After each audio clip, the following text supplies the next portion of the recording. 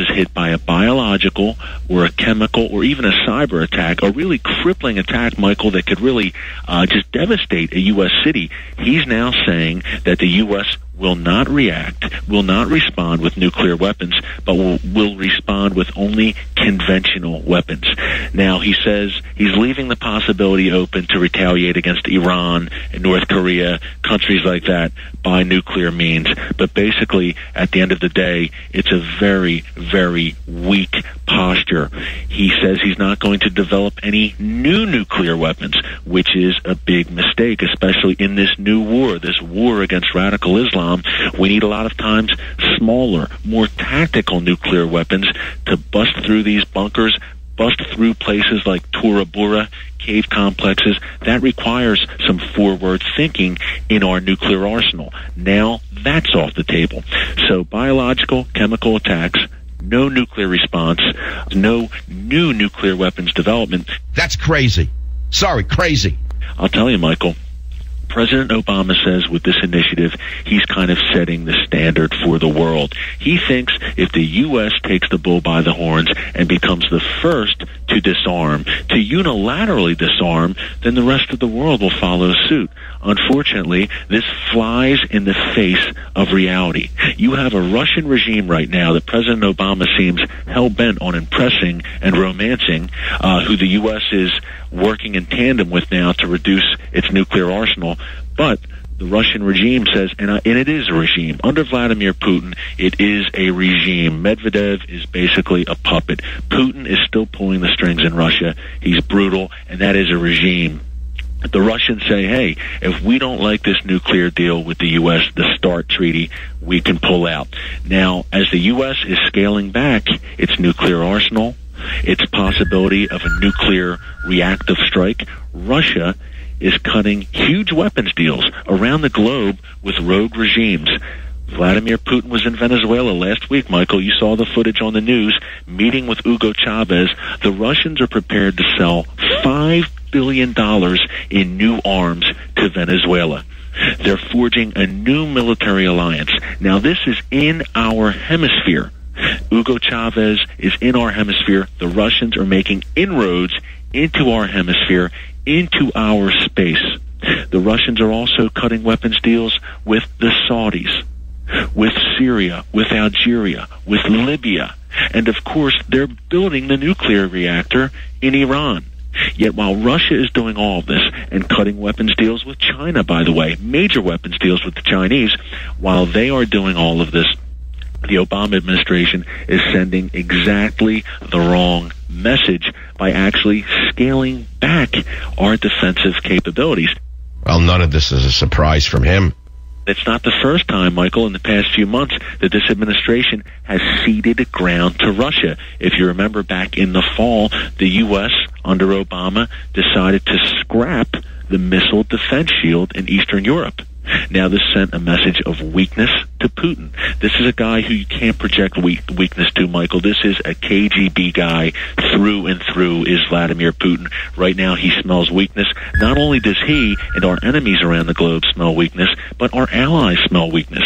Under this new nuclear posture that Obama has announced this week, it also appears that the U.S. will do away with its tactical nuclear weapons arsenal in Europe. Now, we already sold the Eastern Europeans down the river back in the fall by doing away with the missile defense shield. Now we're going to sell Western Europe down the river. And I'll tell you, Russia is, under Putin, I think, has expansionist global ambitions. And Europe, obviously, is right at Russia's doorstep. If you don't have that nuclear deterrent to hold back Russia, you have a big problem there. So you have Iran and North Korea, which are nuclearizing. North Korea right now possesses nuclear weapons. The CIA said just last week that Iran right now, if it wants to, has the capability to produce nuclear weapons. Oh, my God. You have all of this going on, Michael. Then in our corner, the leader of the free world, the most powerful country in the world that sets the standard, you have President Obama with his head in the clouds talking about a nuclear-free world. He's talking about this at probably the most active period for nuclear proliferation in history. where multiple regimes are looking to acquire or have acquired nuclear weapons, rogue regimes, mind you. You have President Obama apparently oblivious to reality and really unilaterally weakening the United States. If I didn't know better, Michael, I would think that he is intentionally endangering the United States. That's how dangerous this new nuclear posture is, and that's how dangerous his series of foreign policy moves over the past year have been. Right now, Iran smells weakness.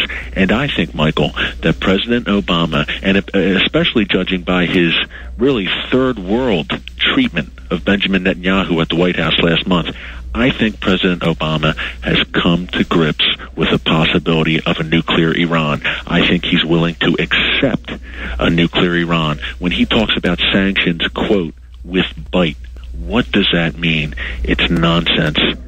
He needs to talk about crippling sanctions. But at this point, Michael, it doesn't matter. Nothing, and I mean nothing, will stop Iran from its drive for nuclear weapons short of military action. I firmly believe that.